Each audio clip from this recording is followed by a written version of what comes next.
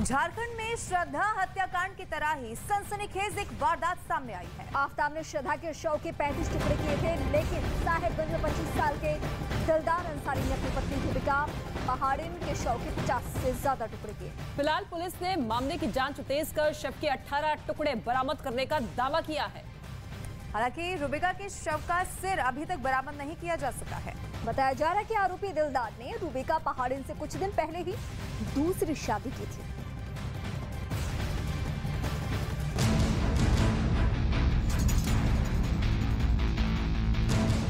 झारखंड में श्रद्धा जैसा हत्याकांड, महिला के शव के 50 टुकड़े करने का दावा। पुलिस ने शव के 18 टुकड़े किए बरामद।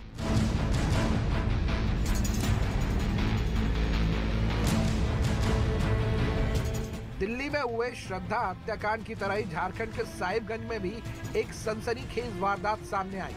यहाँ एक शख्स ने अपनी पत्नी की हत्या करने के बाद उसके शव के 50 टुकड़े कर दिए। पुलिस ने संथाली मोमिन टोला की अलग अलग जगहों से अब तक शव के कई टुकड़े बरामद किए हैं। महिला की पहचान रूबिका पहाड़िन के रूप में हुई है। पुलिस ने उसके पति दिलदार अंसारी को हत्या के आरोप में गिरफ्तार किया।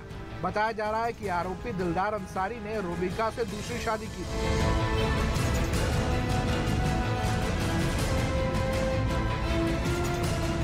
वारदात का पर्दाफाश तब हुआ जब संथाली मोमिन टोला में कुछ लोगों ने शव के टुकड़े देखे और पुलिस को जानकारी दी। इस बीच पुलिस को रूबिका की गुमशुदगी की शिकायत भी मिली। दोनों कलेक्शन जोड़ते हुए पुलिस ने रूबिका के पति दिलदार अंसारी को पकड़ लिया।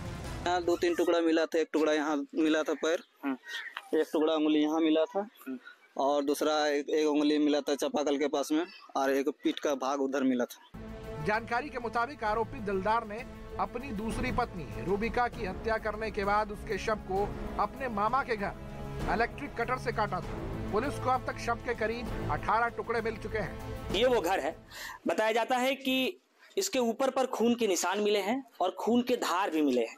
झारखंड पुलिस को अब तक शव के कई टुकड़े मिल चुके हैं। फिलहाल पुलिस को अभी भी शव के सिर समेत कई अहम हिस्सों की तलाश है। सीधे हम आपको झारखंड लिए चलते हैं। हमारे सहयोगी चंद्रमोहन इस वक्त हमारे साथ जुड़ चुके हैं। चंद्रमोहन, जब दिल्ली में ऐसी घटना सामने आई तो लगा कि लोगों के मन में डर होगा, लेकिन उसके बाद एक के बाद अब ऐसी घटनाएं सामने आ रही है। फिलहाल वहां पे मैं उग्र प्रदर्शन भी देख रही हूँ, स्थिति क्या बनी हुई है?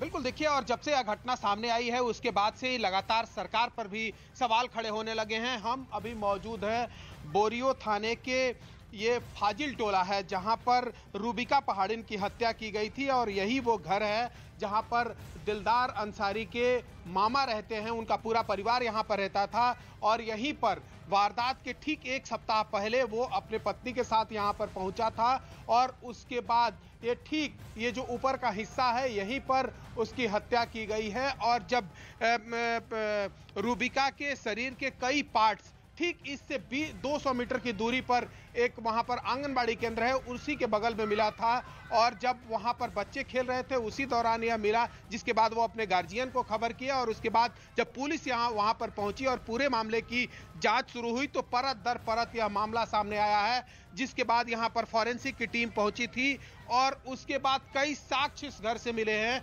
जिसमें खून के धब्बे दीवार के ऊपर मिले हैं और साथ ही जो दिलदार है उसके लुंगी, गंजी और साथ ही जो शर्ट था वो भी खून से सना हुआ था, जिसको वो धोकर खत्म करने की कोशिश किया था। और ये जो आप पाइप देख रही हैं, ये पाइप सीधे छत से ऊपर नीचे की ओर आता है, जिसको तोड़कर और यहां से भी सैंपल उठाने की कोशिश की गई है।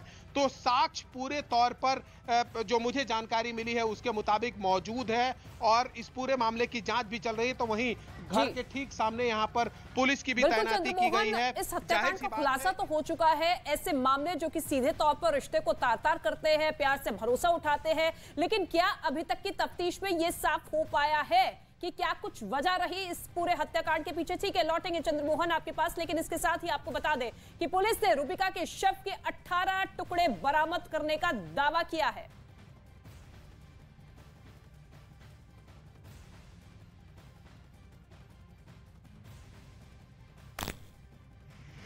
उसकी हत्या कर रही और लाश को टुकड़े टुकड़े करके आंगनवाड़ी के जो इससे थाना से 500 मीटर की दूरी पे है वहाँ पर फेंक दिया। इसमें तो अनुसंधान में पति का तो इन्वॉल्वमेंट है ही है। 18 जो मृतका के अन्य जो सामग्री जो बरामद हुई जहाँ से, वहाँ से हथियार बरामद हुए हैं। और हमारे सहयोगी चंद्रमोहन लगातार हमारे साथ ग्राउंड जीरो से बने हुए हैं। चंद्रमोहन, सवाल बहुत सारे हैं, लेकिन क्या अभी तक इनकी फैमिली का और बैकग्राउंड कुछ सामने आ पाया है? क्योंकि लगातार जो खबरें सामने आ रही हैं उससे ये तो तय है कि कोई एक सामान्य परिवार तो ऐसा नहीं कर सकता। ये प्लानिंग कब से की जा रही थी? इसमें और भी कई लोग शामिल थे क्या? अभी तक और इसकी कोई जानकारी मिल पाई है? बिल्कुल, देखिए, और इसी को लेकर दिलदार अंसारी की गिरफ्तारी हो चुकी है, जबकि 6 लोगों को हिरासत में लेकर पूछताछ कर रही है पुलिस। और ये जो मामा का उसके घर है जहां पर ये इस पूरी घटना को अंजाम दिया गया है, यहाँ पर उसके मामा के परिवार के लोगों को हिरासत में लेकर पुलिस पूछताछ कर रही है। तो साथ ही जो दिलदार अंसारी है उसके भी परिवार के लोगों को पुलिस ने हिरासत में लिया है। और यह जानकारी भी जुटाई जा रही है कि क्या इस हत्या के पीछे और कितने लोगों का हाथ हो सकता है, क्योंकि साफ तौर पर यह कहा जा रहा है कि जो ये हत्या हुई है सिर्फ एक आदमी नहीं कर सकता है। और जो जानकारी अब तक सामने आई है उसमें यह कहा गया है कि तकरीबन 50 टुकड़े रूबिका के शरीर को किया गया। पहले उसकी हत्या की गई और उसके बाद फिर इलेक्ट्रिक कटर से उसे काटा गया और उसके बाद फिर इसी इलाके में उसके बॉडी के पार्ट को जहां तहां फेंकने की कोशिश की गई। और एक घर है ठीक इससे, और जब इन्वेस्टिगेशन चंद्रमोहन आगे बढ़ेगी तो बहुत सारे सवाल ऐसे हैं जिनके जवाब मिलेंगे। बहुत शुक्रिया हमारे साथ जुड़ने के लिए, तमाम जानकारी देने के लिए।